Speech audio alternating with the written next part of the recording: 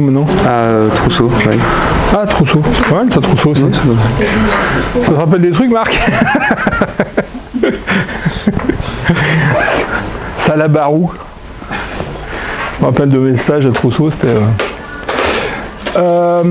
Oui, donc en fait, l'idée, c'est un peu ce que je vous disais tout à l'heure, c'est que c'est bien de faire de la réanimation et de prendre en charge le cerveau, mais encore faut-il le faire sur des arguments qui soient des arguments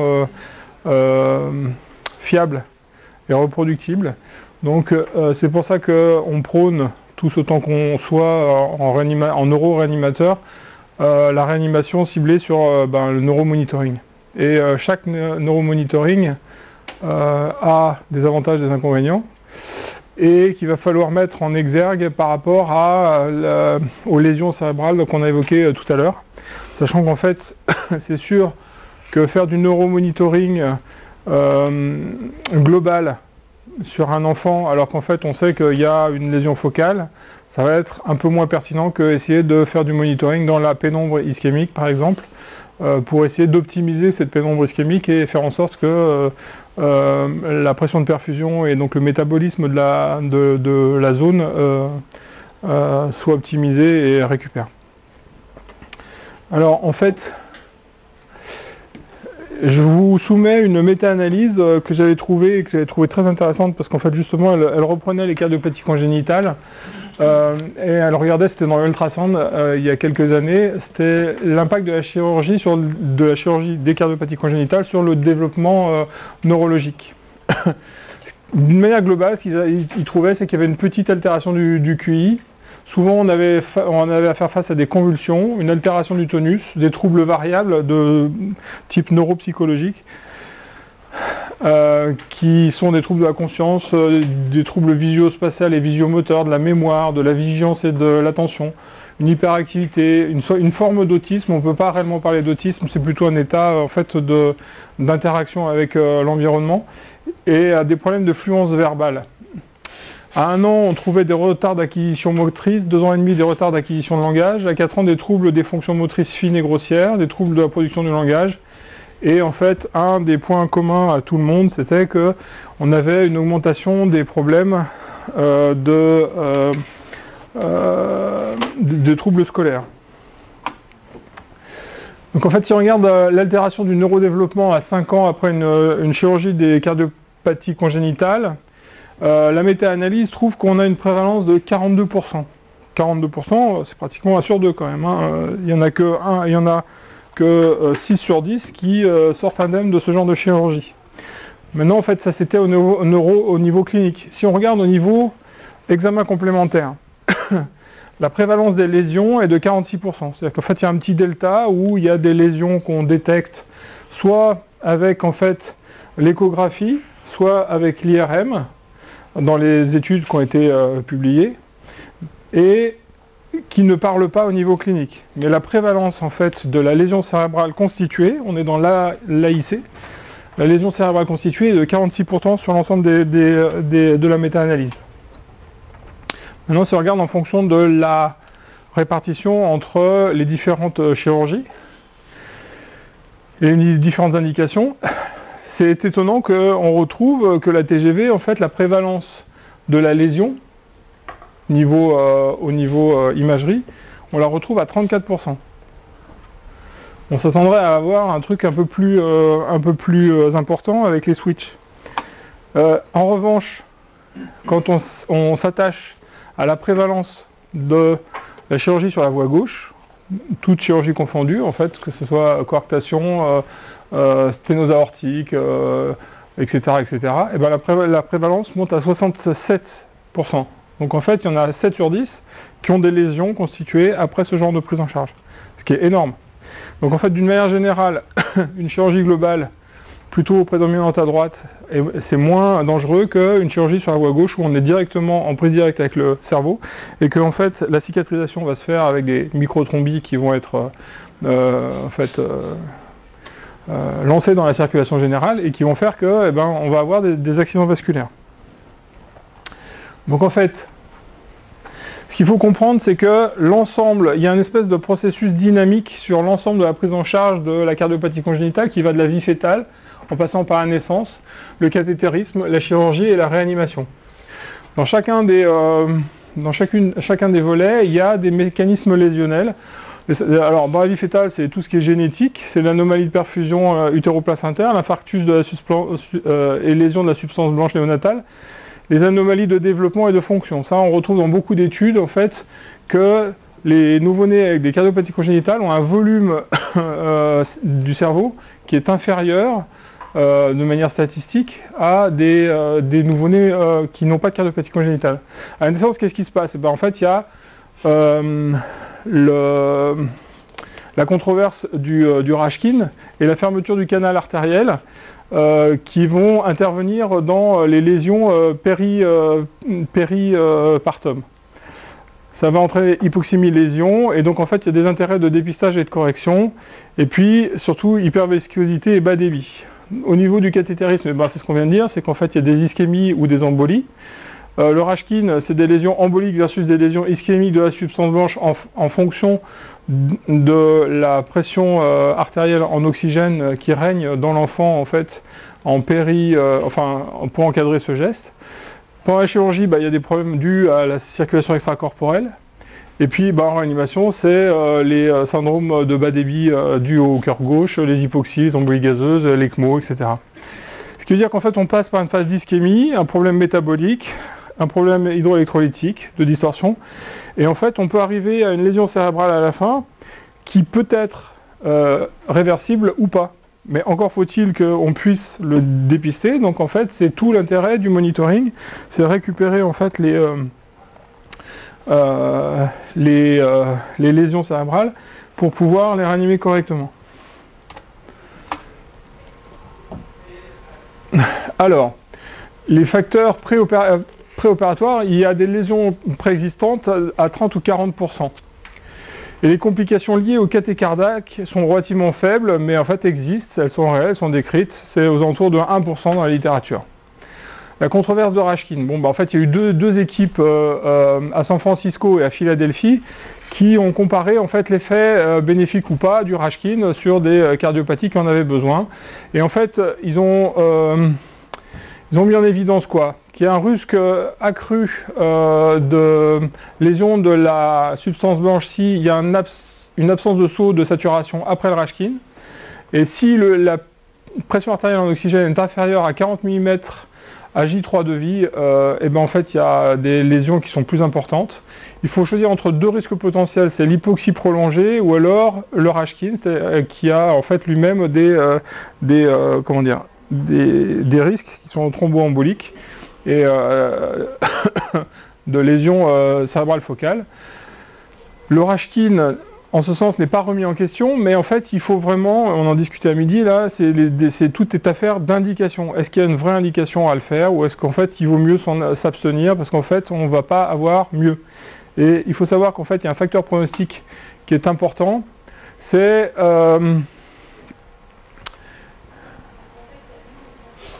alors, où est-ce que ça apparaît? Voilà, c'est ça. Le facteur de risque des lésions cérébrales préopératoires, c'est des SaO2 basses, des saturations basses, ou des pressions artérielles en oxygène inférieures à 40 mm de mercure. Une septostomie atriale, c'est-à-dire que le risque est multiplié par 2. Donc en fait, de soi, c'est promoteur de lésions cérébrales. Et puis, en fait, la corrélation qui existe aussi, c'est accouchement par césarienne et puis un arrêt cardiaque préopératoire. Mais ça, on s'en serait douté. C'était dans ce qu'il y avait dans cette étude de cohorte. Il faut savoir qu'en fait, la vulnérabilité du système nerveux central est sélective.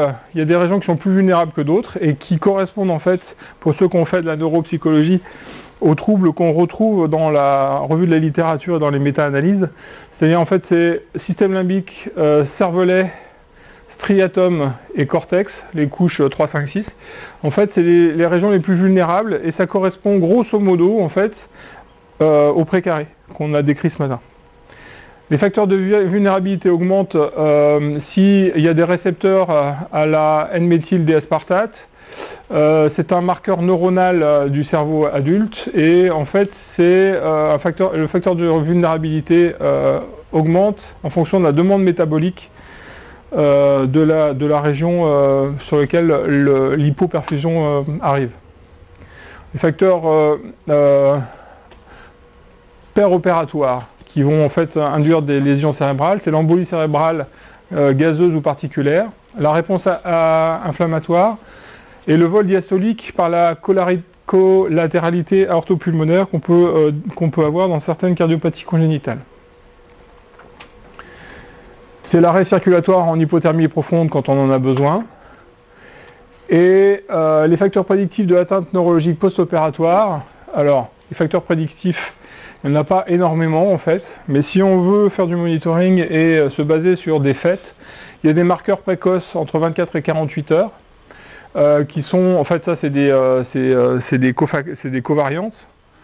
C'est le bas âge, c'est en fait le J0 de vie, la complexité de la cardiopathie congénitale, il y a quand même un surcroît de risque qui est multiplié par 10, une acidose métabolique, une hyperlactatémie, alors généralement le seuil c'est 4,5 mmol par litre, mais en fait tout ça c'est corrélé à des atteintes cérébrales précoces dans les 2 jours qui suivent la prise en charge chirurgicale.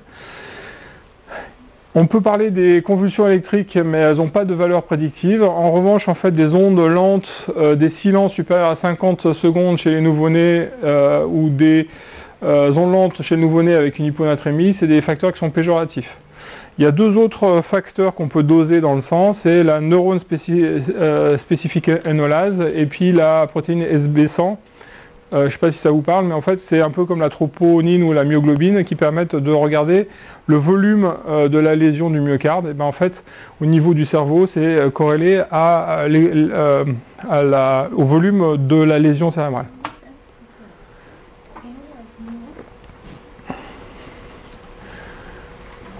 Les facteurs prédictifs pour un retard de développement psychomoteur et cognitif, c'est le syndrome génétique, c'est la chirurgie palliative, c'est l'arrêt circulatoire en hypothermie et c'est la cardiopathie cyanogène. Ça, ce sont des facteurs qu'on retrouve dans les analyses de risque. Donc en fait, pour la prévention, on fait face à 2 types de risques au niveau des lésions cérébrales dans la prise en charge des cardiopathies congénitales. On a des risques qui sont non modifiables actuellement. Donc en fait, c'est l'immaturité fœtale, le cerveau des prémas à terme et le développement in utero. Et il y en a qui sont modifiables. Il y en a qui sont modifiables et sur lesquels en fait on va pouvoir jouer, ou du moins on va pouvoir diminuer la lésion cérébrale. Et comment est-ce qu'on diminue la lésion cérébrale? Et ben c'est en faisant du monitoring, et le monitoring le plus précis possible au niveau du cerveau.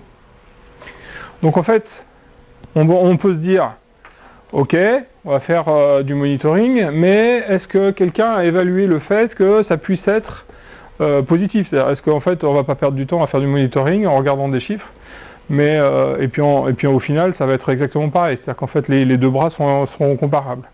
Donc il y a quelqu'un qui s'est intéressé à ça dans une étude qui a été publiée dans les annales de chirurgie cardiothoracique et vasculaire.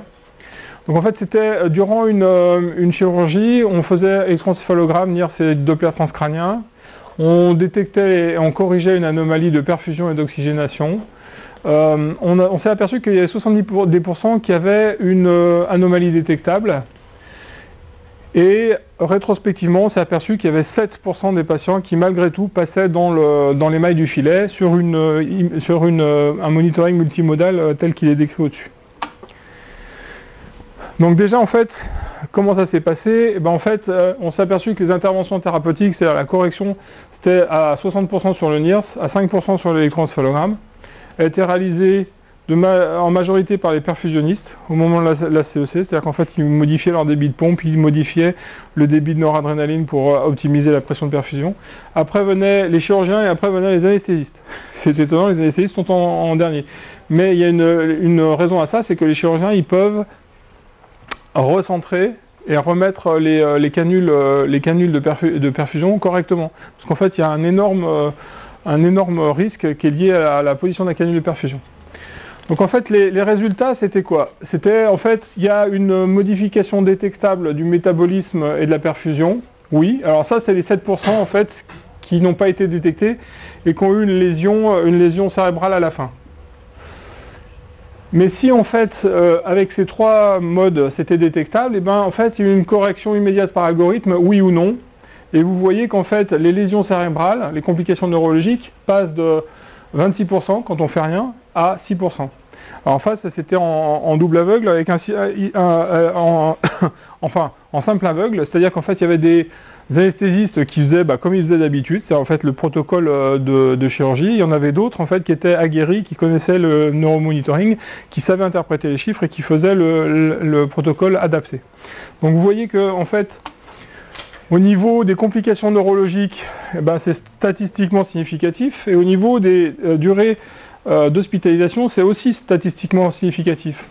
Donc en fait, quand on détecte une anomalie et qu'on corrige, au niveau morbimortalité, c'est absolument pas pareil. Ça a été prouvé, donc en fait, on peut dire que oui, il y a une action possible, mais encore faut-il mettre en place les bonnes techniques, et puis connaître les limites de chacun des examens. Alors, je fais beaucoup d'imagerie cérébrale fonctionnelle, c'est pour ça que j'adore ce schéma. Ça vous place en fait la résolution spatiale, comme ça, par rapport à la résolution temporelle, comme ça. C'est-à-dire que là, on a une résolution temporelle de 1 milliseconde jusqu'à en fait 30 ans, et c'était l'anatomie fonctionnelle. C'est ce que Broca a fait, et c'est comme ça qu'en fait on a les aires de Broca, parce que on a étudié de façon post-mortem les zones qui étaient désafférentées ou qui étaient nécrosées, et on a relié la fonction à l'organe. Mais en plus précis, c'est-à-dire au niveau comment dire, dans l'échelle de temps, il y a les microélectrodes. Si on met des microélectrodes implantables, on est de l'ordre de la 10 millisecondes. Si on veut quelque chose qui soit relativement précis au niveau, alors c'est la synapse, la cellule, la couche de cellules, la colonne, la carte ou le cerveau. Le cerveau c'est le moins précis. Vous voyez qu'en fait on a la pique et la pression de perfusion cérébrale. On vous parlait de débit sanguin cérébral ce matin, vous voyez qu'en fait on se trouve quand même dans un truc qui est très global. On peut réfléchir dessus, mais ça paraît pas le plus utile ou le plus précis.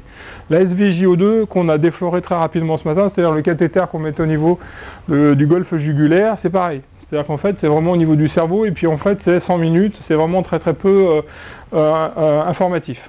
Ce qu'on peut voir, c'est que le Doppler transcranien et le NIRS et l'électroencéphalogramme sont quand même dans des endroits où en fait on se retrouve au niveau d'une région du cerveau et qu'on a une précision temporelle qui est quand même assez importante. Vous êtes Manuel ? Oui. Vous m'arrêtez dès que... Enfin, je vous laisse parler. C'était à 15h30 Oui, j'ai fini ma consulte plus tôt, donc pas de souci. D'accord. Bien écouté, alors après, on peut monitoriser. J'ai choisi de le faire de façon plus grossière ou plus précise, c'est-à-dire qu'en fait, il y a la perfusion, il y a le métabolisme et il y a la fonction. Et forcément, en fait, ça se comprend, parce qu'il faut d'abord qu'on perfuse pour avoir un métabolisme et pour avoir une fonction. Donc la perfusion, en fait, c'est cerebral blood flow, c'est le débit sanguin cérébral, en relation avec la PPC. Alors si on regarde, en fait, l'effet au niveau d'une lésion cérébrale intense sur les survivants et les non-survivants de la pression de perfusion cérébrale en fonction de la durée de cette pression de perfusion cérébrale. Vous voyez qu'il y a moins de survivants si la pression de perfusion cérébrale est basse et que ça dure longtemps. Donc il y a un effet cumulatif, c'est-à-dire plus on laisse dériver et plus la pression de perfusion cérébrale est basse et compromise, et plus en fait les enfants vont mourir. Et inversement, en fait, si on optimise une pression de perfusion cérébrale qui est aux alentours de 70, comme on l'a vu ce matin, et que en fait on la maintient le plus longtemps possible à ce niveau-là, et ben vous voyez qu'en fait c'est la médiane du groupe des survivants. Donc en fait ça a forcément débouché sur un mode de monitoring de la pression de perfusion cérébrale ou du débit sanguin cérébral, c'est le Doppler transcranien. Donc en fait on a vu ce matin qui l'utilisait. Pour ceux qui ne l'utilisent pas, c'est vous avez le cerveau avec schématisé les axes principaux des artères. Et en fait, avec une sonde d'échographie, généralement on prend la sonde d'échographie cardiaque et on prend le mode qui est bien au niveau de la dynamique et puis de la réponse. Et on va pouvoir attaquer sur différentes fenêtres les axes vasculaires pour arriver à faire en fait un tir Doppler. Doppler, c'est on rebondit sur les globules rouges et on regarde en fait quel est le flux de vélocité. C'est-à-dire en fait la vitesse des globules rouges dans les capillaires. Vous voyez qu'en fait il y a une vitesse qui est diastolique, c'est-à-dire le plus bas, et il y a une vitesse qui est systolique, c'est-à-dire le plus haut. Et il y a donc forcément une vitesse moyenne, et que la vitesse diastolique est une vitesse qui est positive. On ne revient jamais à zéro, comme dans certains vaisseaux de l'organisme. Ça, c'est ce que ça donne avec en fait la sonde d'échographie cardiaque et en fait le codage couleur qu'on peut surajouter avant de faire le tir Doppler dans le vaisseau. Donc en fait, vous voyez qu'il y a plusieurs voies d'accès. Il y a la voie transorbitaire, donc on reboucle avec ce que je vous ai dit ce matin là, pour les histoires de. On peut très bien mettre aussi sur l'artère marginale orbitaire pour voir dans quel sens en fait le flux circule. Il y a la voie transtemporale, c'est généralement celle qu'on utilise, et puis sinon il y a la voie transforaminale. Et pour l'enfant, en fait, ce qui est génial, c'est qu'on peut aussi, comme on a une sonde d'échographie cardiaque et qu'on a une vision en 2D, on peut aussi passer par l'écho transfontanellaire. Donc par voie transtemporale, on a accès notamment à l'artère cérébrale moyenne ou l'artère cérébrale antérieure. C'est généralement sur l'artère cérébrale moyenne qu'on fait des tirs Doppler, c'est le plus simple, c'est le plus reproductible, c'est ce qui a été le plus décrit, etc. etc. Donc, ok, on a un moyen qui est discontinu, mais qui vous permet de regarder s'il y a une pression intracrânienne qui est trop importante et il y a une diminution du débit cérébral en perfusion. Mais quelles sont les limites? Alors il y a plusieurs études, plus ou moins anciennes. Alors ça c'est la vitesse, le flux de vélocité moyen inférieur à 28 cm. Mais ce qui semble le plus intéressant, c'est de regarder après le flux diastolique, inférieur à 20 cm par seconde. Parce qu'en fait c'est la valeur la plus basse. Vous avez vu qu'en fait la valeur de perfusion ne redescendait jamais à zéro, c'est qu'il y avait toujours un flux résiduel dans le vaisseau qui était en face du neurone.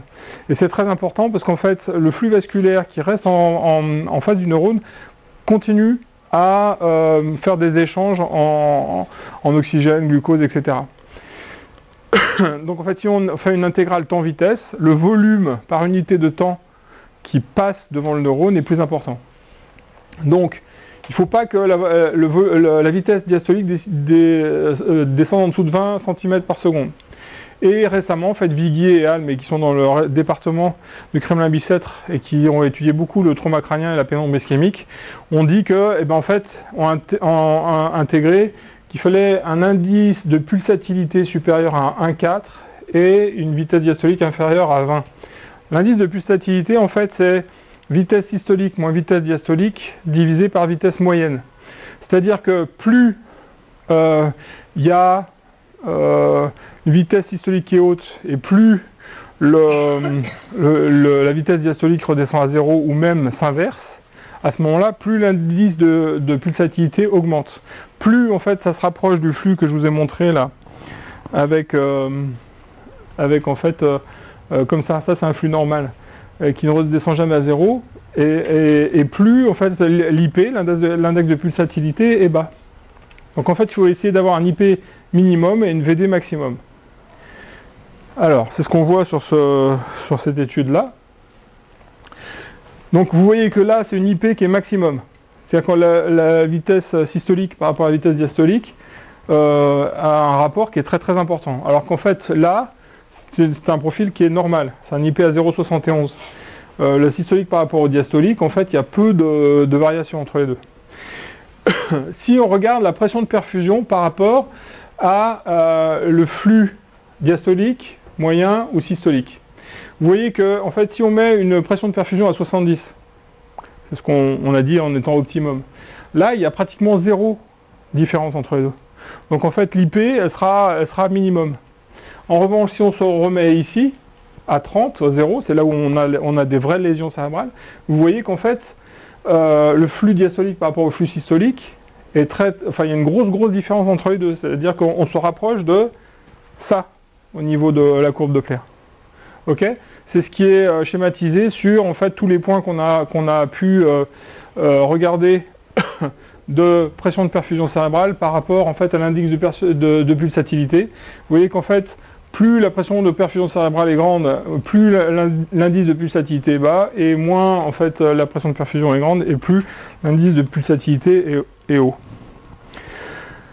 Donc ça peut permettre en fait ça de prendre des décisions thérapeutiques pour optimiser au coup par coup, et puis surtout faire le diagnostic au passage d'un état qui est précaire, parce qu'en fait il y a une pression intracrânienne qui n'est pas en faveur d'un écoulement normal du flux du réseau artériel.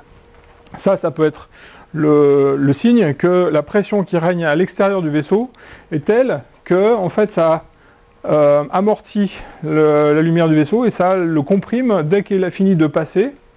Et ben en fait ça chasse le sang résiduel qu'il y avait dans le vaisseau. Ça peut même parfois s'inverser. Et quand ça s'inverse, les backflows sont extrêmement péjoratifs. Alors, en fait, ça, c'est toujours pareil, ce que je vous disais, c'est qu'il y a eu beaucoup d'études sur les traumas crâniens, mais ça, c'est un modèle expérimental. Il faut qu'on le suive dans le temps, et on sait exactement quand est-ce qu'a eu lieu le trauma crânien. Ça permet de suivre, par exemple, la pénombre ischémique et puis l'œdème qu'il y a en périlésionnel. Je ne sais pas si tout le monde est à l'aise avec les ROC curves, là. C'est la spécificité et la sensibilité. C'est-à-dire que grosso modo, plus la ROC curve mieux la ROC curve est, c'est-à-dire plus le paramètre est spécifique et sensible, plus ça rejoint une espèce de carré comme ça. Après, plus elle est plate, plus en fait c'est du hasard. Là, les auteurs, ils ont trouvé que chez l'enfant avec un trauma crânien, en fait le cut-off au niveau de la vitesse diastolique, c'était 25 cm par seconde. Donc en fait, il est légèrement plus haut que celui qui est décrit avant. Il faut rester au-dessus de 25 cm par seconde au niveau du VD. Et que l'IP, il ne faut pas aller au-delà de 1,31.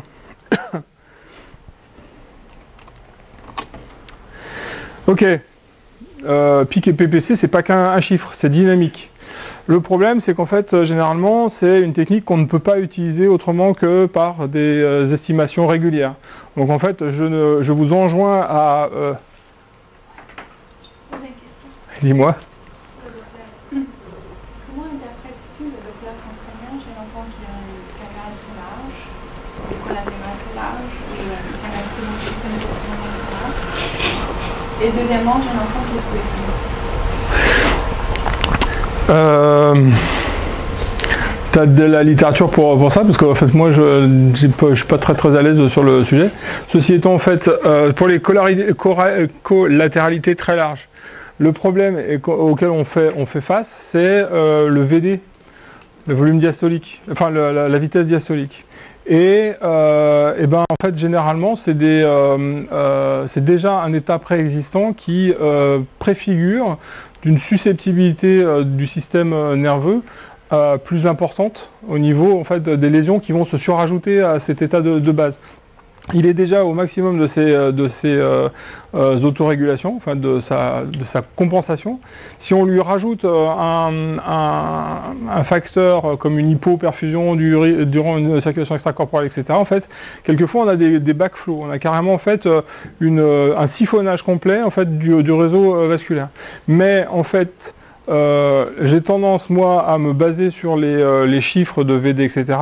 Je sais bien qu'en fait on ne peut pas, pour des gamins qui ont des collatéralités ou des états hémodynamiques précaires, optimiser au maximum. Donc en fait il faut toujours se recentrer sur l'état préexistant du gamin qui en fait, bon gré mal gré, c'est un peu ce que nous enseigne Philippe Moria en fait, coucou Philippe, dans la réanimation des cardiopathies congénitales, c'est que et ben pour les shunts il faut les respecter.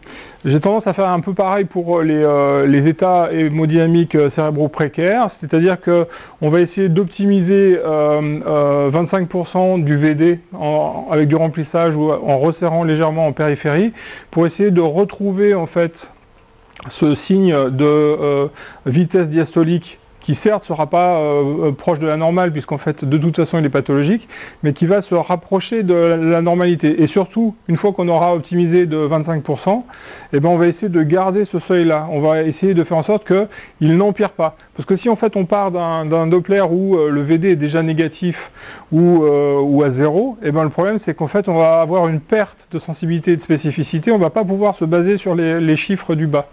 Voilà. Et la deuxième c'était... Ah, pour l'ECMO, bah en fait, pour l'ECMO et la circulation extracorporelle, j'ai exactement ce raisonnement, c'est-à-dire qu'en fait, je ne tolère pas un VD trop bas. Et je me suis aperçu qu'il y a une corrélation, mais qui est, enfin, à tous les coups on gagne, entre l'électroencéphalogramme, le NIRS, et le VD de la perfusion, ce qui fait que, en fait, avant même que j'ai refait le Doppler transcrânien pendant la circulation extracorporelle, j'ai vu que l'électroencéphalogramme s'était cassé la gueule et que le NIRS s'était cassé la gueule. Quand tu refais un Doppler transcrânien, en fait, tu vois tout de suite que le VD a encore été amorti ou c'est encore négativé. À ce moment-là, en fait, ça te force à demander aux pompistes de sortir un peu de ses sentiers battus, d'emmerder le chirurgien, parce qu'à un moment ou à un autre, le fait de faire un retour, quand tu appliques, en fait, tu augmentes la résistance sur l'effluent veineux, tu remplis le cœur, tu remplis l'enfant, et en fait ça va faire chier le chirurgien, c'est sûr. Mais à un moment ou à un autre, il faut qu'il comprenne que en fait, ça fait partie d'un tout, et que s'il continue, en fait, tes index, ils vont être encore pires, mais tu as des arguments pour le dire. Tu dis, écoute, non, là, en fait, il y a une chute des électroencéphalogrammes NIRS, mais en fait, je sais pourquoi. Il y a en fait des collatéralités qu'on ne peut pas gérer autrement que par le remplissage ou la résistance sur le retour veineux. Et donc, en fait, il va falloir qu'on travaille main dans la main et qu'on travaille à vue, quoi, parce qu'en fait, on ne pourra pas s'en sortir, sinon, en fait, on va avoir des lésions post-opératoires. Ça te va? Alors, la mesure dynamique de la réactivité pour la pression, ça c'est des trucs qui sont très actuels. C'est-à-dire qu'on peut se baser sur cette pyramide d'autorégulation. Mais s'il y a une perte d'autorégulation, en fait, quand on fait faire varier la pression de perfusion. Alors comment est-ce qu'on fait varier la pression de perfusion? C'est les tests dynamiques qu'on peut faire avec la noradrénaline ou les alpha+, c'est-à-dire qu'on fait monter artificiellement la pression artérielle moyenne et on regarde en fait comment le flux Doppler ou alors le NIRS ou l'électroencéphalogramme évolue. Et vous voyez que quelqu'un qui autorégule correctement, eh ben, en faisant monter la pression artérielle blood pressure, c'est la pression artérielle moyenne, eh ben, la pression intracrânienne va avoir tendance à baisser. C'est ce qu'on utilise en neurotraumatisme pour en fait gérer la pique et donc en fait faire en sorte que la pression de perfusion cérébrale soit toujours optimisée. En revanche, quand on a une perte de l'autorégulation, on a beau augmenter la pression artérielle moyenne, vous voyez qu'en fait la pression intracrânienne va augmenter. Donc en fait, la pression de perfusion ne va pas forcément être optimum. La perte de l'autorégulation fait qu'on se retrouve dans un équilibre qui est très périlleux et qu'en fait, on n'aura même plus la pression artérielle moyenne pour pouvoir gérer le débit sanguin cérébral. Alors, quand on a une hypertension intracrânienne, c'est-à-dire qu'en fait on a eu une ischémie globale, qu'en fait on a un œdème cérébral, qu'on a une hémorragie intraventriculaire, qu'en fait il y a quelque chose qui prend le volume. Vous avez en fait le profil Doppler, donc là avec un IP qui est bas, et puis en fait des systoliques et diastoliques, la différence entre systolique et diastolique est relativement faible. Ça, c'est la pression artérielle systémique. Ça, c'est la pression intracrânienne. Si vous faites monter la pression intracrânienne, vous voyez que, au final, il y a carrément un arrêt circulatoire au niveau du cerveau. Vous voyez que si la pression intracrânienne commence à taquiner la pression artérielle systolique et s'égaler à la pression artérielle moyenne, vous avez pratiquement un backflow qui fait que en fait, le système vasculaire pousse dans le cerveau, mais en fait dès qu'il a arrêté de pousser, il y a tellement de pression que les globules ressortent par le système artériel, jusqu'à en fait l'arrêt circulatoire. Et ça en fait c'est ce qu'on voit quelquefois quand on pose la sonde d'écho sur des crânes après un arrêt cardio-respiratoire très important, ou alors en fait une hypoxie prolongée, etc. Ce phénomène d'autorégulation peut se voir aussi comme ça. Vous voyez là la pression artérielle moyenne en fonction de la pression intracrânienne. Vous voyez que si on augmente la pression artérielle moyenne, la tendance, c'est une tendance, hein, vous voyez que c'est statistique, c'est quand même pas linéaire. Et en fait, on revient sur ce qu'on disait ce matin, c'est que l'autorégulation a plusieurs niveaux d'autorégulation, qu'ils soient neurogènes, qu'ils soient hématogènes, qu'ils soient les conditions locales, qu'ils soient hydroélectrolytiques, etc. Ça, c'est une autorégulation qui se passe bien. Sur un profil évolutif de 10 minutes, enfin ça c'est 10 minutes, vous voyez qu'en fait la pression artérielle moyenne monte, la pression intracrânienne baisse. Et inversement, quand en fait la pression intracrânienne monte, eh ben, vous voyez qu'il va y avoir une réaction au niveau de la pression artérielle moyenne. Si le patient n'est pas sous alpha+, enfin sous noradrénaline, c'est une partie du réflexe de Cushing qui fait que en fait, il voit que la pression de perfusion n'est pas suffisante. Donc, de façon artificielle, il augmente, la pression artérielle moyenne. L'intérêt entre les deux, c'est-à-dire en fait perte d'autorégulation et autorégulation, permet de voir quelle est la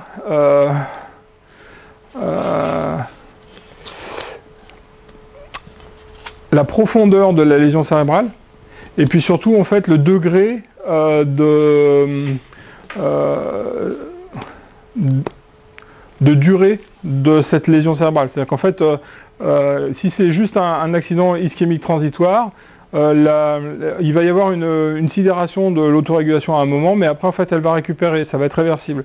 Si en fait il y a un effet cumulatif de l'ischémie et de la lésion, et ben à un moment ou à un autre, on perd de façon définitive, ou du moins sur les quelques jours ou les quelques semaines qui suivent pour la réanimation neurochirurgicale, on perd ce phénomène d'autorégulation. Il y a un article très intéressant qui a été publié par Brady en 2009 qui montrait en fait, c'est toujours pareil, c'est la réactivité à la pression de perfusion, c'est l'autorégulation cérébrale, mais c'était après en fait un trauma crânien. Alors il a calculé un index, c'est un index qui est en fait la Pressure Reactivity Index, c'est l'index de réactivité à la pression, en fait, qui calculait s'il y avait peu de réactivité. Et ben en fait, non, en fait, c'est son index, comment il le calcule, c'est pour ça qu'on s'en mêle les pinceaux, c'est que les non-survivants étaient un index qui était plutôt haut, qui était aux alentours de 1, alors qu'en fait les survivants étaient proches de 0. Si plus son index est proche de 0, plus en fait les enfants survivent, et plus son index est haut, proche de 1, et plus en fait il y a des lésions cérébrales irréversibles. Et ben ça se confirme quand en fait on regarde cet index en fonction de la pression de perfusion cérébrale. Vous voyez que quand on est dans les alentours, enfin quand on est centré sur 65, plus ou moins 15 ou 20, 25, on est proche de 0, donc en fait on est plutôt survivant, et quand on décroche et qu'on passe en dessous d'une pression de perfusion cérébrale de 40, et ben à ce moment-là l'index s'envole, et à ce moment-là on garde des lésions cérébrales importantes et on ne survit pas face au traumatisme crânien.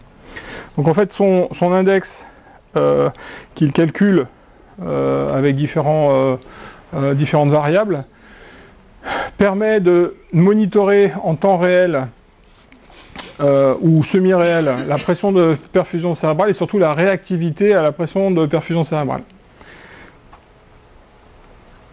Ça peut être un index qu'on peut mettre au lit du patient et qu'on peut afficher, on en discutait avec Mirella tout à l'heure. On peut très facilement en fait dériver le paramètre et le calculer, et puis comme en fait il y a le rétrospectif qui a déjà été fait, en fait l'utiliser en prospectif pour réanimer ou pour conduire une CEC au lit du patient, même si en fait là ça a été publié pour un trauma crânien. Alors pour aller plus loin, en fait, il y en a qui ont repris cet index et qui ont regardé en fait si c'était proportionnel à la délivrance en oxygène.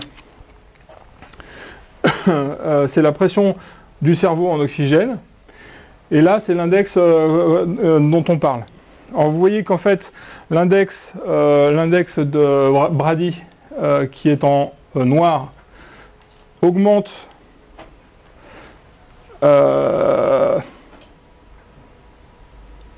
C'est en noir? Oui, c'est ça. Ça, c'est en fait la pression de perfusion par rapport à l'optimum, si c'est moins 10 ou plus 10. Enfin, là, c'est l'échelle, c'est en positif, mais c'est la variation relative.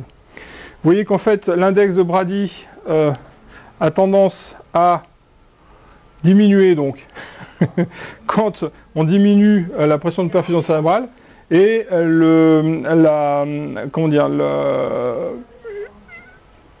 le transport en oxygène a tendance à réaugmenter après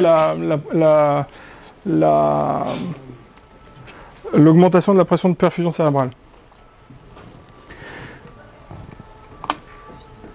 Si on regarde en fait le monitoring de l'autorégulation, mais basé sur le Doppler qu'on connaît là, qu'on a décrit, vous voyez que là en fait il y a le flux de vélocité, et qu'il y a la pression de perfusion cérébrale.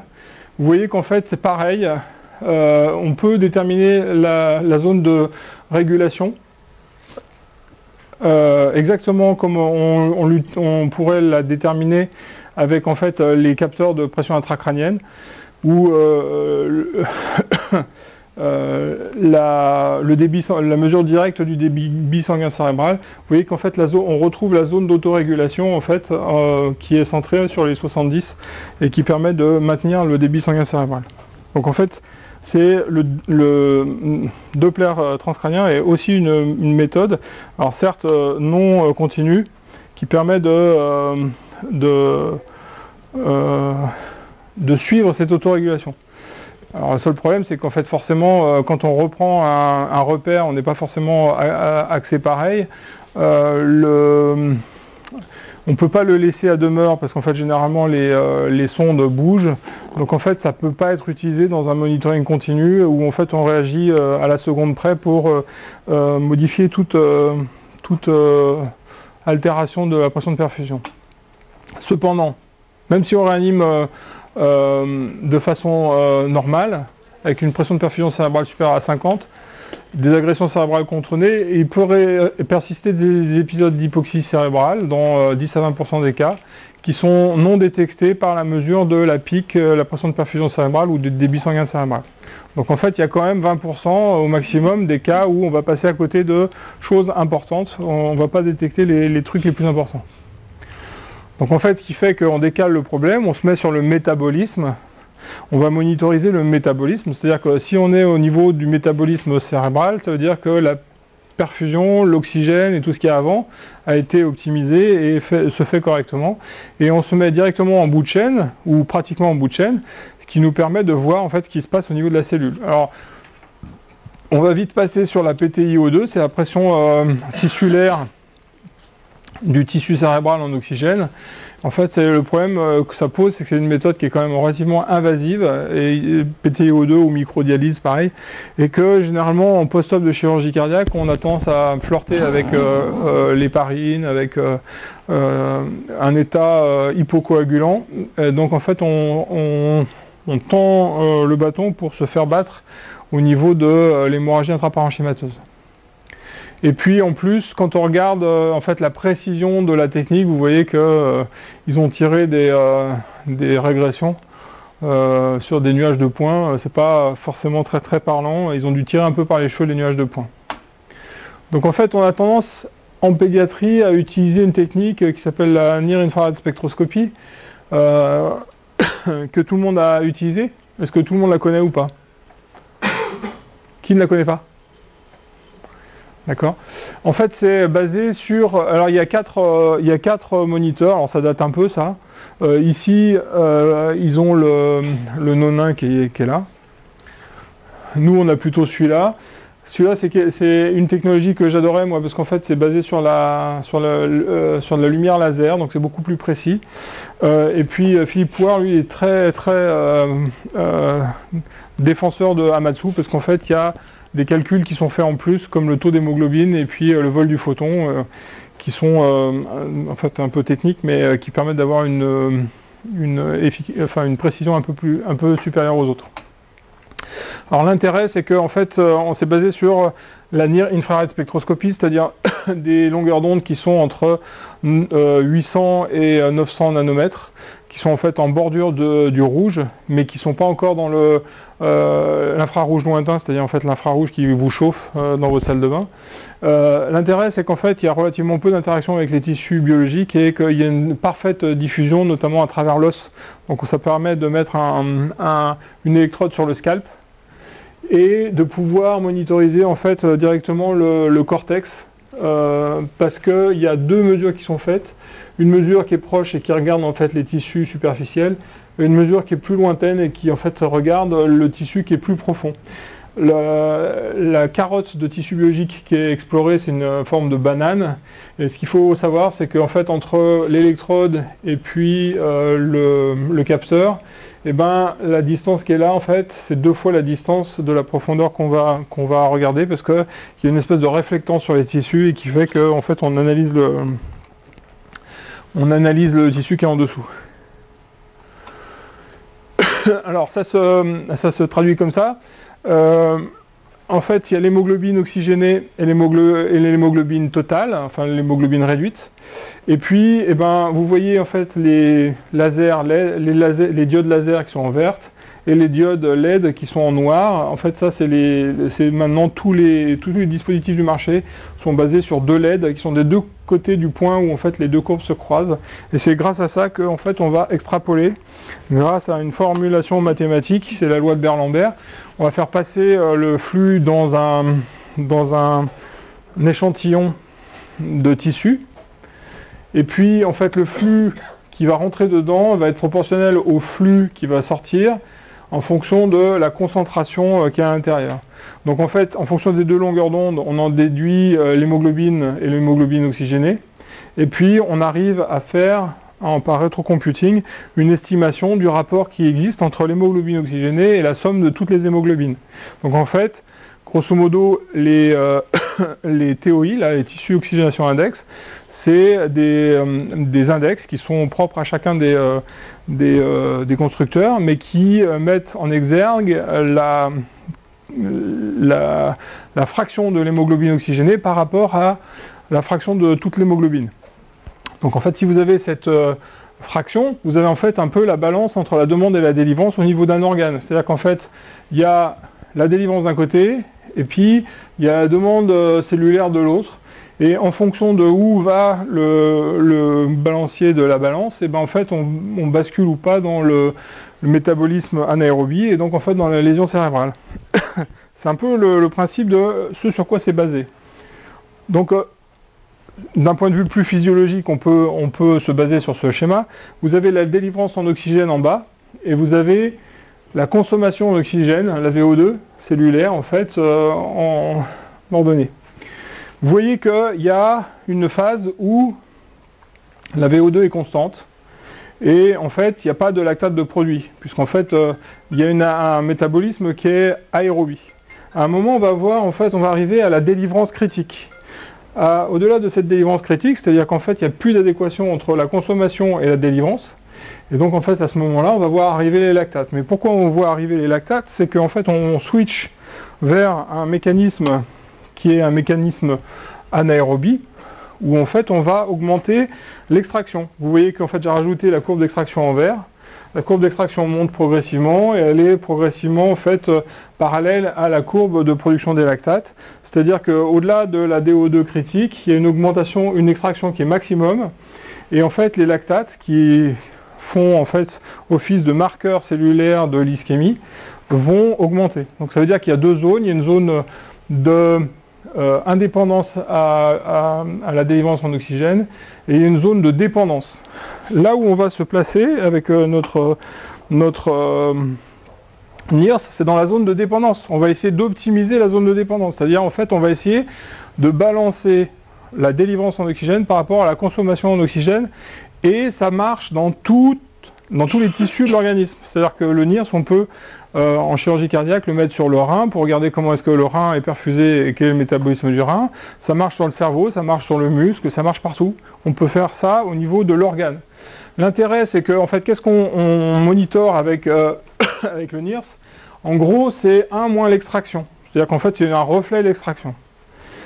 Le NIRS, s'il n'y a pas d'extraction du tout, le NIRS va être à 100. C'est-à-dire en fait, il n'y a pas d'extraction, l'extraction est à 0. Donc en fait, le NIRS est au maximum de son index. En revanche, si l'extraction est maximum, ben le NIRS va être minimum. C'est à peu près, si vous voulez vous faire un schéma, la saturation veineuse mêlée d'oxygène en fait, qu'on utilise en réanimation. Et ça a une équation, c'est une équation de Fick qui est proportionnelle à la saturation en oxygène, qu'on enlève un ratio entre la consommation d'oxygène, le débit cardiaque, sur le débit cardiaque multiplié par l'hémoglobine et multiplié par un facteur de corrélation. Si vous avez cette équation en tête, vous pouvez tout faire. Vous pouvez tout reprendre depuis le début. Le NIRS se casse la figure, je veux protéger le cerveau, qu'est-ce que je fais? Donc je commence par regarder s'il y a une obstruction des voies aériennes, la fraction inspirée d'oxygène, les épanchements pleuraux, les shunts, etc. J'optimise. Après, je déplace. Est-ce que je peux diminuer la consommation? Oui, je peux diminuer la consommation. Avec l'anesthésie, de la myorelaxation, l'hypothermie, je lutte contre les frissons, je lutte contre la douleur. Ok, après, est-ce que je peux optimiser autre chose? Le débit cardiaque, alors ça s'entend aussi en pompe. C'est-à-dire qu'en fait, on peut artificiellement augmenter le débit cardiaque de perfusion. Précharge, post-charge, inotropie, fréquence cardiaque, c'est optimisation. L'hémoglobine, c'est le pouvoir oxyphorique. Et c'est pour ça qu'en fait, quand on transfuse un enfant qui a un NIRS qui est un peu râlé-pracrète, on est sûr d'avoir une efficacité. On transfuse, et ben en fait, ce facteur-là qu'on retranche à la saturation, et ben diminue. Donc, ipso facto, le NIRS augmente. Et donc en fait, on s'éloigne des conditions où il y a peu d'oxygène qui est délivré aux neurones. Le problème, c'est qu'en fait, en transfusion, si on transfuse au-delà de 15 d'hémoglobine, forcément, on va se heurter à d'autres problèmes, c'est les problèmes de viscosité. Donc en fait, ça permet, quand on a cette équation en tête, de reprendre l'ensemble du schéma et puis de faire de la réanimation sur des objectifs. L'objectif du NIRS, c'est en fait regarder l'extraction et en fait s'éloigner de la phase ou de la délivrance critique où en fait il y a en fait une lésion cellulaire qui est à la clé et qui est juste derrière. Mais pas que.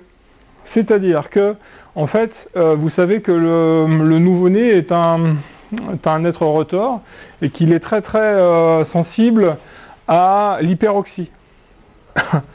Donc le problème va être aussi de faire de la réanimation sans forcément être délétère, en surveillant l'efficacité et la tolérance du traitement qu'on balance, et surtout en fait balancer de façon très très fine entre le métabolisme anaérobie et le stress oxydatif, en faisant en fait vraiment le dosage qui est tout à fait adapté au patient et qui est tout à fait adapté à en fait sa physiologie, parce que c'est sûr qu'on ne va pas avoir les mêmes niveaux de NIRS et les mêmes niveaux d'oxygène si c'est une cardiopathie congénitale cyanogène ou si c'est une cardiopathie congénitale rose.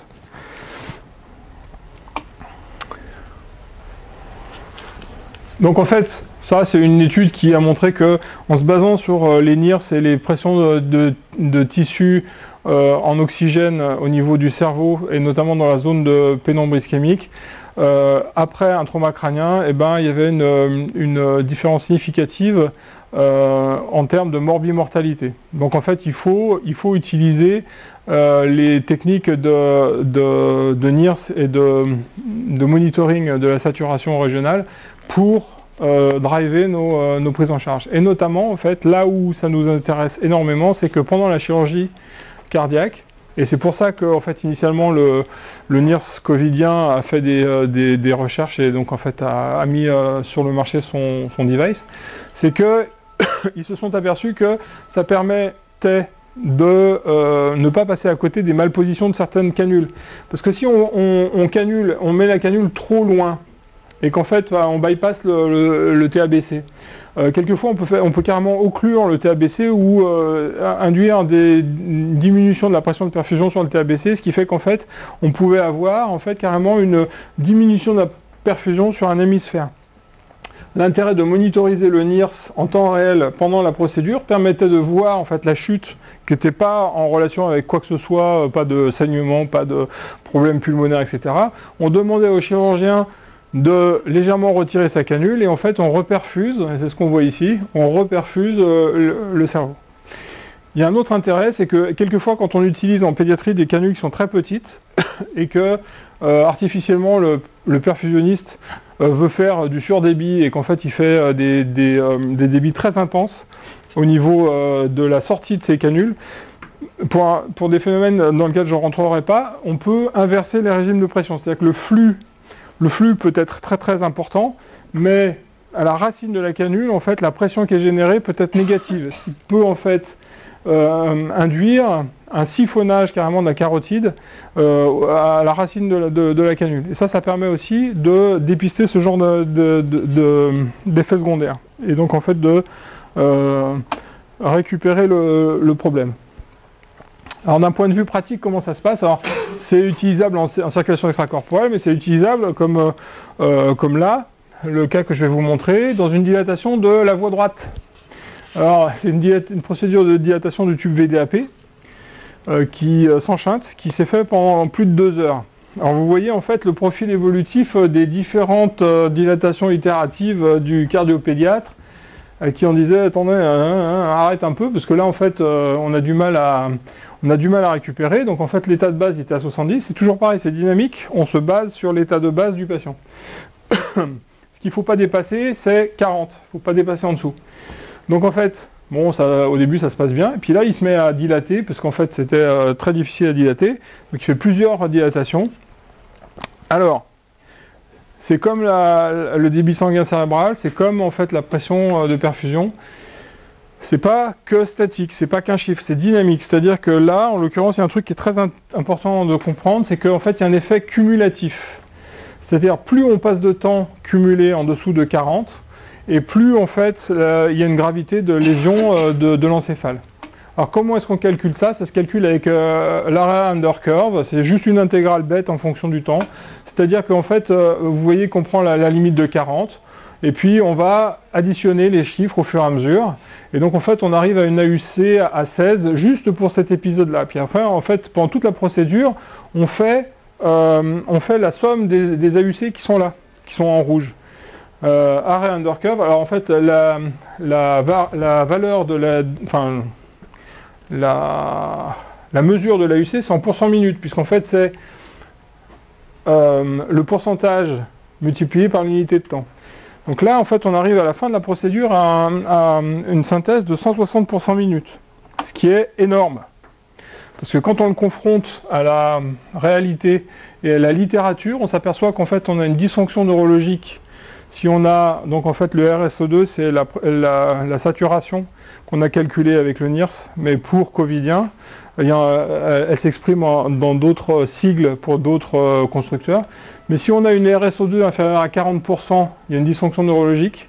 On a une lésion cérébrale dans certaines études entre 33 et 55%. Et il y a une altération du développement psychomoteur pédiatrique et néonatal qui est proportionnelle et linéaire à la diminution de la RSO2. Et dès une area under curve supérieure à 50% minute. Alors vous voyez qu'en fait on est à 3 fois ça. Là on est sûr que lui il va ressortir avec des problèmes psychomoteurs, mais ça illustre bien en fait la prise en charge des cardiopathies congénitales qui n'est pas en fait uniquement due à la circulation extracorporelle initiale, elle est due à toutes les prises en charge et l'ensemble des agressions cérébrales sont cumulatives. C'est exactement comme la radioprotection, en fait, on ne peut pas dire bon bah il a récupéré entre deux, non, en fait c'est cumulatif, ça vient s'additionner au truc. Donc en fait, dès une AUC supérieure à 50% minute, en fait on a des altérations du développement psychomoteur, et puis il y en a d'autres trucs, en fait il y a des index de gravité, supérieur à 150% minute, il y a une morbimortalité majeure, supérieure à 50% minute, c'est un déclin cognitif post-opératoire, mais ça a été publié chez l'adulte. Et puis, supérieur à 50% minute, il y a une hospitalisation qui est prolongée. Ça a été aussi utilisé dans la chirurgie de l'épaule, parce que, alors, pourquoi est-ce que, en fait, c'est important dans la chirurgie de l'épaule?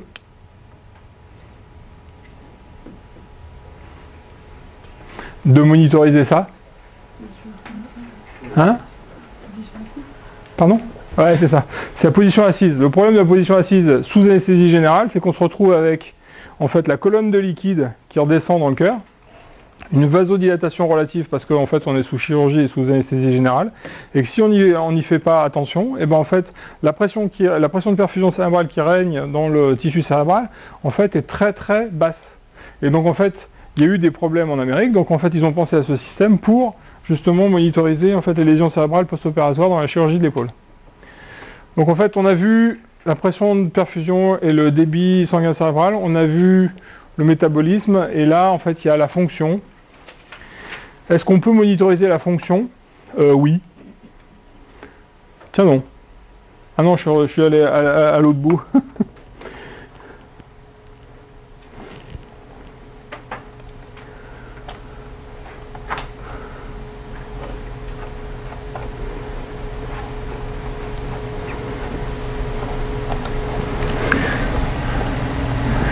En fait, ça c'est des backslides, c'est si ça vous intéresse de voir en fait tous les fonctionnements du NIRS. Mais en fait, on les fera pas. Vous les découvrirez. La fonction.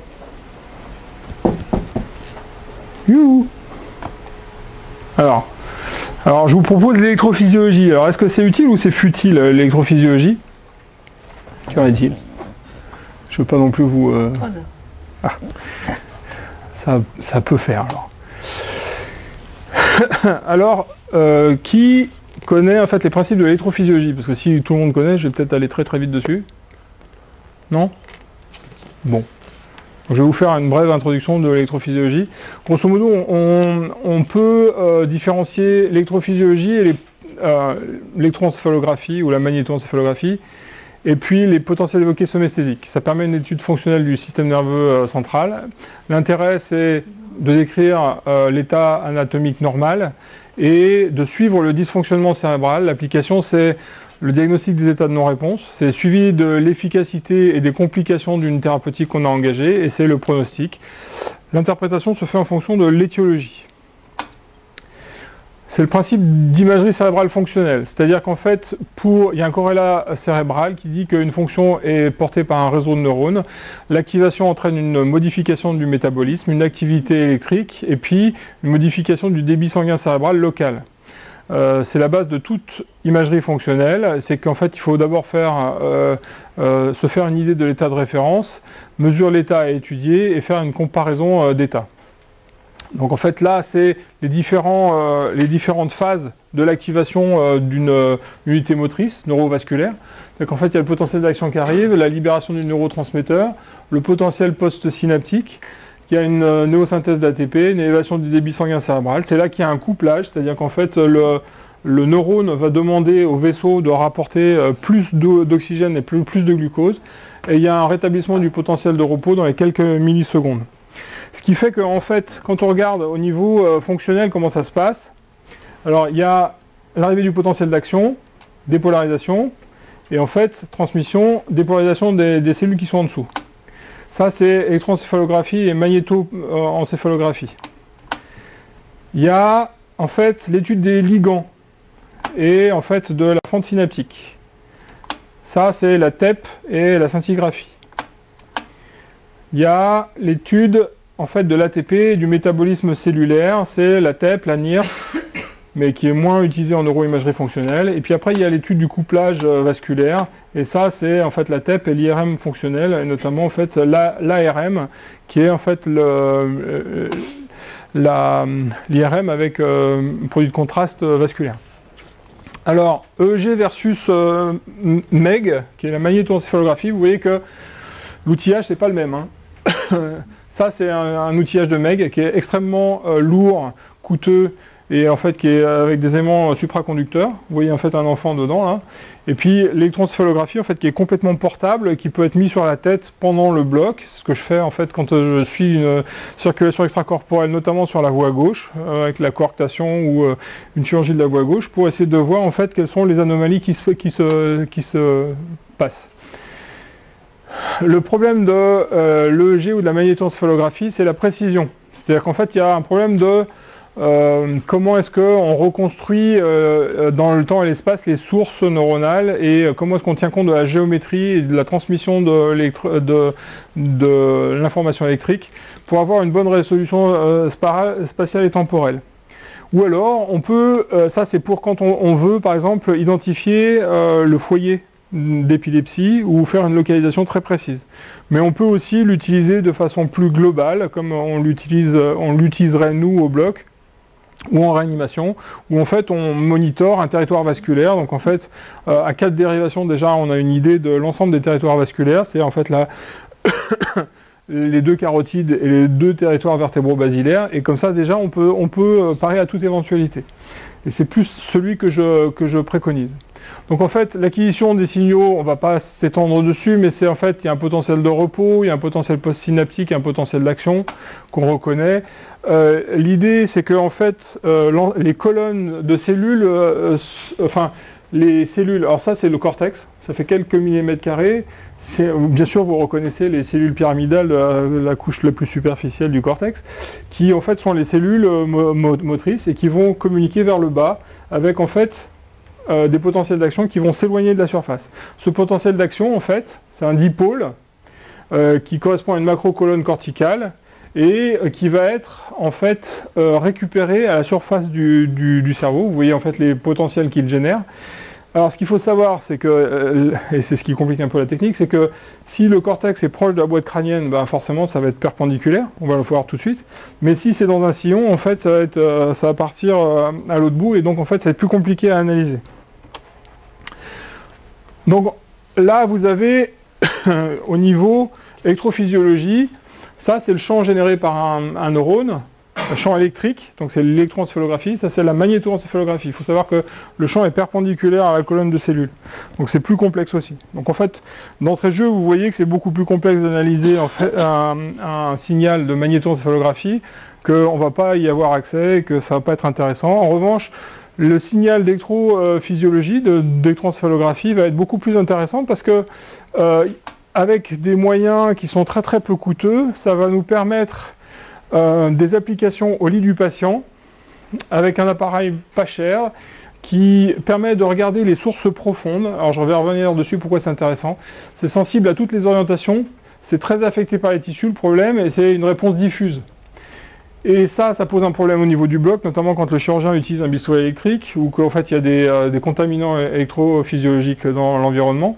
Mais l'intérêt que ça peut donner, c'est en fait c'est sensible aux sources profondes. L'intérêt de ce monitoring, et c'est pratiquement celui qui va rester en exergue sur l'électroencéphalographie ou sur l'analyse de l'électrophysiologie, c'est que c'est très résolutif dans le temps, c'est de l'ordre de 1 à 10 millisecondes, et surtout que ça peut analyser les noyaux gris centraux et le tronc cérébral.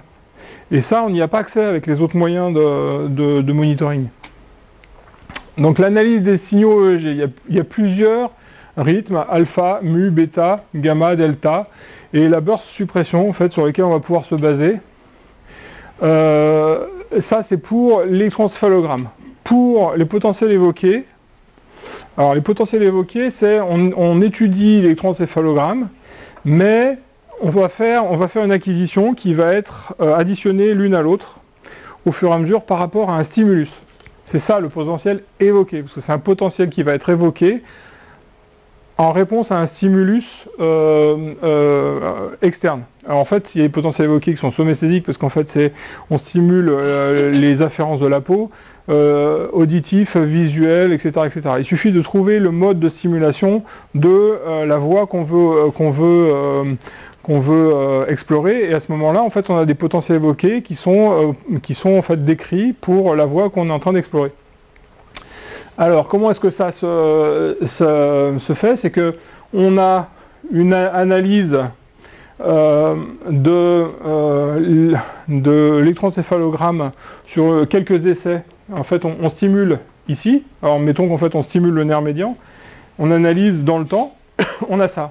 Mais plus on stimule et plus on additionne les courbes les unes aux autres, et plus on va voir arriver des courbes qui sont individualisées. Donc en fait ça c'est une courbe de potentiel évoqué, avec, alors je ne sais pas pourquoi, les électrophysiologistes trouvent que quand ça se décale vers le bas c'est positif, et quand ça se décale vers le haut c'est négatif. Donc c'est pour ça qu'en fait la nomenclature c'est positif à 100 millisecondes, négatif à 145 millisecondes. Et en fait l'intérêt de ces inflexions, c'est que chaque inflexion correspond à une synapse sur la voie qu'on est en train de regarder. Donc l'intérêt, c'est qu'en fait, on fait par exemple une simulation du nerf médian, et on va regarder sur toute la chaîne jusqu'au cortex final, où est-ce que se passe la lésion, où est-ce qu'en fait, il y a eu un problème de blocage du signal. Alors, bon, ça je l'ai là. Grosso modo, c'est ça. On stimule le nerf médian, et vous voyez arriver en fait les différentes électrodes qu'on a placées et les potentiels qu'on récupère. Alors vous voyez qu'en fait le potentiel qu'on récupère au niveau du cortex, eh ben, c'est une espèce de addition, ou c'est une synthèse de l'ensemble des synapses qu'il a dû suivre pour arriver jusque là-haut. L'intérêt, c'est que si en fait il y a un problème sur la voie de conduction, eh ben, en fait, on va voir disparaître certaines synapses ou certaines transmissions du signal. Et ça va nous permettre de dire si, où se situe la lésion. Et surtout, en fait, on s'est basé dessus pour faire des prévisions de l'outcome, en fait, ou de la morbimortalité, ou de la récupération du tissu cérébral. Et c'est une des techniques d'électrophysiologie ou d'exploration du tissu cérébral qui est la plus fiable pour donner en fait une idée du pronostic.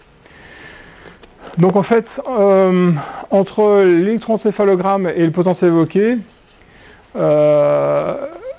est-ce qu'en fait on a une influence sur la prise en charge dans la littérature? On s'est aperçu qu'en fait le monitoring en temps réel et continu de l'électrophysiologie au lit du patient pouvait être décisif dans plus de 50% des cas. Il était contributif dans un tiers des cas, et certains l'ont trouvé nul dans 15% des cas.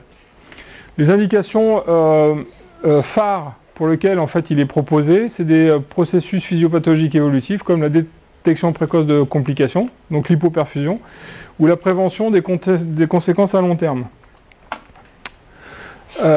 L'intérêt de l'électrophysiologie, c'est que ça permet un monitorage continu de l'ischémie. C'est très sensible pour la pénombre ischémique, et surtout en fait c'est très informatif sur la réversibilité. Ça détecte les épilepsies qu'on a souvent associées en fait aux ischémies périopératoires, aiguës, les traumatismes crâniens ou les hémorragies intracrâniennes. Ça renseigne sur la fonctionnalité du tronc cérébral, notamment les potentiels évoqués somesthésiques, et ça permet de suivre les encéphalopathies. Alors hépatiques, oui, mais toutes les encéphalopathies en fait. Toutes les lésions qu'on peut trouver en fait lors de l'hypoperfusion, notamment dans nos prises en charge. Et ça permet la prévision à long terme du vasospasme, de l'hypertension intracrânienne ou des complications neurologiques. Alors, ça c'est la nomenclature quand on veut faire de la vraie électroencéphalographie.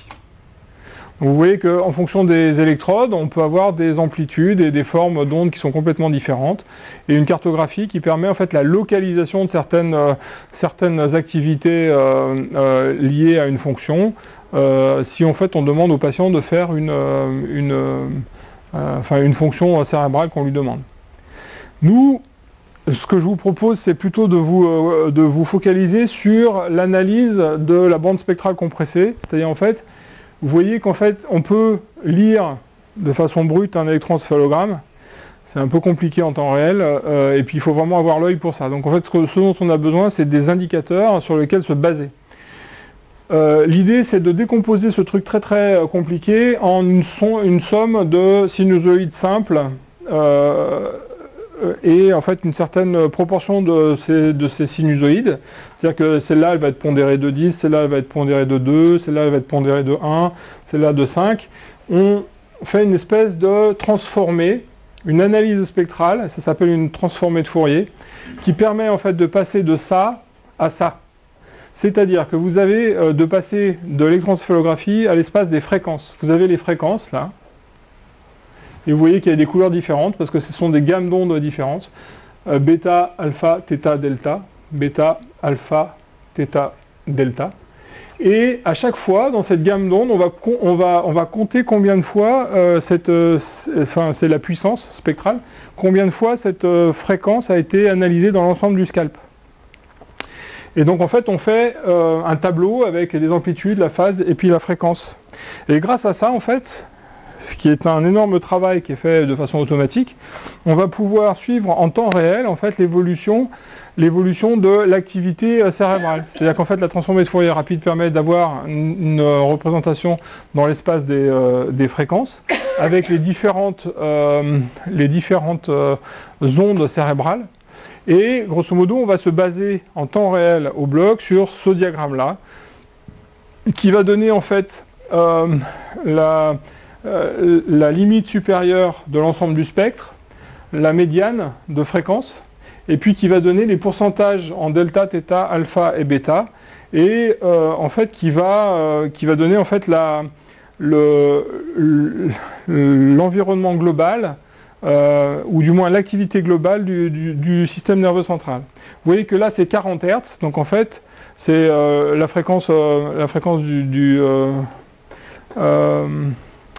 du courant électrique, mais que plus on se déplace là-bas, et plus en fait c'est 0 Hz, donc en fait les ondes sont lentes. Ce qu'il faut comprendre avec la fréquence, c'est que plus on va vers la droite et plus les ondes sont rapides, et plus on va vers la gauche et plus les ondes sont lentes. Et que de manière globale, en fait, plus on a d'ondes rapides, plus le cerveau est éveillé, et moins on a d'ondes rapides, et plus le cerveau est endormi. Ou alors, plus la portion des delta, θ qui sont pathologiques, en fait, augmente, et ça veut dire que, grosso modo, en fait, on va arriver à un état pathologique. Donc, de façon, l'intérêt, c'est que c'est très très dynamique. Vous voyez qu'en fait, avec un intervalle, je crois que là c'est un intervalle de 5 minutes, c'est marqué en haut, et ben vous voyez de façon dynamique, et vous pouvez le mettre à 20 secondes ou 5 secondes, exactement comment se passe la réactivité du cerveau. Donc là, en fait, on voit qu'il y a eu un orage delta, que en fait il n'y a plus d'ondes bêta, et que les ondes alpha sont très très faibles, et que tout là-bas, là, les θ, en fait, il y a quelques endroits où, par exemple, du côté gauche, il y a eu des θ qui sont arrivés à certains épisodes. Ce sont ces alternances et ces épisodes que vous apprendrez à déterminer en fonction de ce qui se passe au bloc et à dépister. L'intérêt, c'est qu'en fait, ça va encore plus vite que le NIRS au niveau de la réactivité. Donc en fait, au niveau très très résolutif, ça peut donner ça. Vous voyez qu'en fait, c'est en fonction du temps, c'est chaque seconde. Chaque seconde c'est enregistré, et petit à petit ça se décale vers le fond du tableau, et en fait on retrouve le bar graphe de fréquence spectrale. Ça peut prendre un affichage plus compliqué, c'est-à-dire que là ça permet aussi, en fonction de la dérivation, de voir de façon très précise si c'est inhomogène ou si c'est à certaines régions du cerveau ou pas. Mais nous, en fait, on va se baser surtout sur les 4 cadrans dont je vous ai parlé initialement, ou alors, moi j'utilise 2 cadrans, ça suffit bien largement, en fait, ça permet de monitoriser le droit et le gauche. Vous voyez qu'en fait, les ondes ont des formes différentes. Bêta, c'est les plus rapides, alpha, c'est légèrement inférieur, θ et delta, en fait, qui sont en dessous, et le truc du bas, c'est le signal musculaire. Alors, les deltas, c'est les plus lentes. Ce qu'il faut comprendre, c'est qu'elles apparaissent si elles apparaissent en dehors de circonstances physiologiques, elles indiquent la présence d'une pathologie cérébrale. Donc si vous voyez arriver une amplitude ou en fait une puissance spectrale plus importante dans les fréquences qui sont le plus à gauche, c'est qu'il y a un problème pathologique qui arrive. Et surtout si c'est rythmé par un truc qui a changé dans la circulation extracorporelle, par exemple un changement de débit ou un changement de canule ou un truc comme ça. Alors là vous dites ah attention. Voilà. Les θ en fait qui sont légèrement au-dessus, entre 4 et 7,5 Hz, une grande quantité d'ondes θ pendant l'état d'éveil est souvent pathologique. Il faut savoir, quand en fait on est en train de sevrer la sédation en réanimation et que l'enfant est en train de se réveiller, si vous avez des θ qui sont en fait au taquet, il faut savoir aller plus loin, faire de l'imagerie, essayer de faire du Doppler transcrânien ou en fait le monitoriser de façon plus fine. Les alphas en fait sont plus Elles sont présentes pendant l'éveil, les yeux fermés, la relaxation, c'est des activités corticales rythmiques d'amplitude moyenne et elles apparaissent, elles disparaissent à la fermeture des yeux et notamment aussi elles sont très sensibles à la sédation. C'est pour ça que normalement dans un état normal, quand on est sous circulation extracorporelle, eh ben, il n'y a pas d'alpha, il n'y a pas de bêta. Et ce que je suis en train de vous dire, c'est que en fait, c'est un signe de niveau de sédation, et notamment en fait, pendant les circulations extracorporelles, j'ai tendance à me baser là-dessus pour savoir si en fait il faut plus d'hypnotique ou pas. Donc en fait là c'est la réactivité du rythme alpha à l'ouverture des yeux. Vous voyez qu'en fait les yeux fermés c'est beaucoup plus rapide. On ouvre les yeux, il y a une espèce de normalisation et un ralentissement du tissu et en fait cérébral, on referme les yeux et de nouveau en fait il y a une activité rapide qui apparaît. Les bêtas c'est les plus rapides. Elles se trouvent chez le sujet sain à l'éveil, donc en fait pareil, on va les voir disparaître à la sédation. C'est les régions centrales et frontales de basse amplitude, elles décroît en quantité ainsi qu'en puissance après l'administration de sédatifs ou tranquillisants. Donc en fait, il est logique de ne pas les voir en fait, pendant la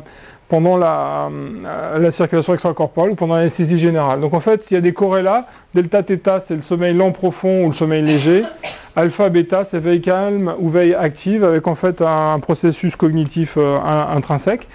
Ça, c'est dans les états physiologiques. Après, en fait, si on voit arriver beaucoup de delta ou beaucoup de θ, c'est que c'est pathologique. Et c'est surtout en fait le nombre d'incidences des delta et des θ qui va vous renseigner pendant la circulation extracorporelle ou pendant la réanimation, parce qu'en fait c'est très parallèle à la lésion cérébrale. Enfin, ce que j'ai vu moi, c'est que il y a un vrai corrélat entre l'électroencéphalogramme qui part le premier, le NIRS qui va chuter en suivant, et puis après si on vérifie avec le Doppler transcrânien, eh bien, en fait on va le retrouver. Ceci étant, pour le Doppler transcrânien, il y a un truc aussi qui est intéressant, c'est les canaux néonataux en fait. Parce qu'en fait on voit très bien le backflow avec les énormes canaux néonataux, il y a des problèmes de perfusion cérébrale. Alors, est-ce qu'il y a certains anesthésistes réanimateurs qui utilisent le BIS pour monitoriser leur réanimation neurotraumatique? Ça parle à tout le monde le BIS? L'analyse bispectrale, le bispectral index? Alors en fait, il y a deux types. Il y a les potentiels évoqués somesthésiques. Vous avez vu qu'en fait le potentiel évoqué somesthésique était résistant à la sédation. Il permettait d'analyser toute la voie qu'elle est depuis la périphérie jusqu'au cortex et de dire exactement là où ça a dysfonctionné. L'électroencéphalogramme permet de faire une analyse plus globale du tissu et comment est-ce qu'il fonctionne. C'est-à-dire qu'en fait tous les neurones ils communiquent les uns avec les autres et en fait on regarde en fait quels sont les rythmes d'excitation d'inhibition des zones entre eux au niveau cortical. Il y a un état intermédiaire, c'est l'état de sédation. Alors l'état de sédation, on ne va pas rentrer dans les détails, mais il y a un dénominateur commun, c'est le thalamus. Le thalamus, comment est-ce qu'il va jouer? C'est qu'il va bloquer ce qui arrive de la formulation réticulée pontique ascendante activatrice. Il va le bloquer au niveau du thalamus. Et puis il va envoyer, donc c'est-à-dire qu'en fait on ne perçoit pas en théorie les afférences qui viennent de l'extérieur.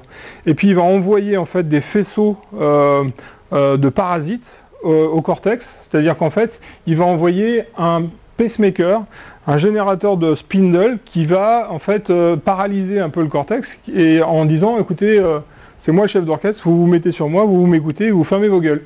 Donc en fait tous les neurones vont l'écouter et c'est ce qui s'apparente au sommeil. C'est-à-dire qu'en fait, il y a une disparition de l'activité corticale qui se focalise sur l'activité du thalamus. Alors, donc c'est ce qui est identifié ici, c'est que le thalamus va avoir des afférences directement dans le cortex et va balancer en fait des spindles. Vous voyez, ces spindles, ces espèces de trucs comme ça là, qui vont en fait perturber l'activité corticale et donc en fait le mettre dans un état de veille, on va attendre. Donc ça c'est des trains de spindle en haut et en fait en présence d'une excitation des neurones réticulaires, en fait il y a plus ces spindles, ça c'est les spindles thalamiques, c'est-à-dire qu'en fait le thalamus va balancer des ondes de brouillage et quand en fait on est en état d'éveil, et ben il n'y a plus de spindle, c'est en fait la formation réticulée balance une information qui est normale. L'analyse bispectrale, donc le bispectral index qu'on utilise en anesthésie générale pour utiliser la profondeur de l'anesthésie, mais j'en parle parce qu'en fait il y a eu beaucoup de publications qui montrent qu'en fait on suit la lésion cérébrale avec le bis spectral index, on suit en fait la neurotraumato, on suit la lésion ischémique avec le bispectral index. Non, non. Ou alors en fait ça veut dire que grosso modo on analyse la viabilité du thalamus. En fait, comment ça fonctionne? L'analyse bispectrale permet d'analyser la synchronisation de l'ensemble des ondes cérébrales. C'est-à-dire que quand le thalamus envoie des spindles au niveau des cortex en leur disant fermez vos gueules, c'est moi le chef d'orchestre, donc vous focalisez sur moi et donc en fait vous m'écoutez, ce qui s'apparente à la sédation profonde, et bien en fait l'ensemble des différents rythmes que j'ai décrits avant sont synchronisés avec ce spindle. C'est-à-dire qu'en fait, il y a une synchronisation qui est complète. Une synchronisation complète, ça correspond en fait à un indice de NIRS minimum. Synchronisation complète, NIRS bis minimum, ça veut dire que le patient dort. Inversement, s'il n'y a plus d'influence du thalamus sur le cortex, il y a en fait une communication des différentes aires corticales les unes avec les autres, etc. Donc en fait tout est désynchronisé. Si tout est désynchronisé, l'index de bis est à 100. Le seul souci en fait que j'ai avec la technologie du bis, c'est que en fait si on utilise des concentrations de sévofurane croissantes pour faire dormir l'enfant ou le patient, vous voyez qu'en fait il y a des espèces de plateaux et que sur des degrés très variables de sévofurane, en fait, on a le même bis. Donc en fait, c'est relativement, c'est pas précis, il y a une perte de précision, et justement, dans les zones où on aimerait bien avoir une précision maximum pour pouvoir doser de façon très fine, en fait, notre agent. Parce que si on dépasse ça, tout d'un coup, en fait, on va se retrouver à un bis à 0, et en fait on veut éviter ça. On veut en fait des index de bis qui soient diminués par rapport à la normale, mais qui ne soient pas en dessous d'une valeur seuil. Sinon en fait ça a été décrit dans la littérature que ça devient pathologique pour le système nerveux central. Et en revanche, quand on a cette pente qui est très rapide, où en fait on a du mal à gérer entre 50 et puis 0, et ben c'est là où on voit arriver le ratio de burst suppression. Alors c'est peut-être le seul intérêt des modules de BIS, c'est qu'ils font l'analyse des burst suppression, parce que les burst suppression, c'est... alors les tableaux, là j'ai passé dessus, vous les regarderez, parce qu'en fait c'est des index de stadification et de gravité qui analysent basés sur l'électrophysiologie. Alors j'ai essayé de vous schématiser ici ce que c'était qu'une burst suppression. Ça c'est en fait l'analyse bispectrale qu'on voit, que je vous ai montré. En fait c'est une schématisation avec les ondes, les différentes classes d'ondes. Ça c'est un individu normal. On met un patient sous anesthésie générale, il va y avoir un décalage de l'ensemble des fréquences vers les basses fréquences, et puis une diminution de l'amplitude de ce genre des fréquences qui sont en fait élevées. Mais là où c'est pathologique, et c'est là où en fait il faut avoir l'œil en regardant le bar graphe, ça c'est en fonction du temps, et mettons qu'en fait l'intervalle soit 5 minutes, c'est quand vous voyez qu'il y a une activité avec en fait delta θ, et puis tout d'un coup, pouf, un silence. Il y a de nouveau une activité, et puis pouf, un silence. Ça c'est la burst suppression, c'est comme ça qu'on le voit sur la bande spectrale compressée, qui vous est donné aussi par le BIS, mais sous forme d'un index. Il y a combien de pourcentage de burst suppression, et plus il y a des burst suppression, et plus il y a une lésion cérébrale. Donc en fait, là on voit rien, mais c'était une copie d'écran. L'autre intérêt en fait de l'électrophysiologie, c'est le dépistage. Pardon, excusez-moi, le BIS, donc en cas de burst suppression, le BIS il va être à 0, c'est ça? Non, il peut être positif le BIS. Le BIS analyse la synchronisation de l'ensemble des ondes cérébrales. Donc tu peux avoir une synchronisation des ondes cérébrales et une burst suppression qui est, un pourcentage de burst suppression qui est à 30%. Parce qu'en fait, je me remets sur le schéma qui était juste avant. Pendant cette activité-là, tu peux avoir en fait un BIS avec une synchronisation des ondes cérébrales. Donc tu peux avoir 60% de bis. Mais l'alternance de ça te donne en pourcentage combien tu as d'alternance d'épisodes de burst suppression par rapport à l'électroencéphalogramme normal. C'est cette alternance qui fait la burst suppression et c'est la synchronisation dans ces ondes qui fait le bis. Donc en fait c'est deux trucs qui sont complètement différents. Mais les modules de bis arrivent à faire une analyse de la burst suppression. Does it make sense? Est-ce que en fait ça... T'as un peu plus compris, non? En fait c'est la synchronisation, le bis c'est la synchronisation. Si c'est synchronisé on dort, si c'est désynchronisé on est éveillé. Après l'alternance dans le temps des épisodes entre synchronisation complète, silence électrique, synchronisation complète, silence électrique, t'est donné par la burst suppression. C'est plus une idée de dynamique en fait dans le temps, la burst suppression. Donc en fait, l'autre intérêt dans la prise en charge des cardiopathies congénitales, et sur lequel je vais insister, c'est la détection et la correction des épilepsies. Parce que la plupart des épilepsies post-opératoires, suite à une agression cérébrale, vont être des épilepsies qui sont non diagnostiquées. Parce qu'il n'y a pas de mouvement tonico-clonique. Ça peut être des épilepsies focales, ça peut être des épilepsies complexes, ça peut être des mâles subintrants mais sans mouvement tonico-clonique. Donc en fait, il faut savoir les diagnostiquer. Alors, bon, je vous ai mis des exemples d'épilepsie quand on regarde l'électroencéphalogramme, mais ceci étant, comment ça se traduit sur notre bar graphe toujours? Eh ben, c'est qu'on a un truc normal, et puis tout d'un coup, en fait, on va voir que ça décharge dans un hémisphère ou un cadran, et que ça décharge avec une amplitude qui est super importante sur un truc très développé, c'est-à-dire qu'en fait on a la bande spectrale compressée et vous voyez qu'en fait l'amplitude à 2 ou 3 endroits en fait a un pic, ou on dit une puissance qui est très importante. Donc en fait on les diagnostique comme ça. Ça c'est une autre représentation, c'est un autre appareil, notamment c'est le covidien, qui permet, dans le bis covidien maintenant en fait vous avez ça. Donc en fait vous avez l'analyse bihémisphérique avec la puissance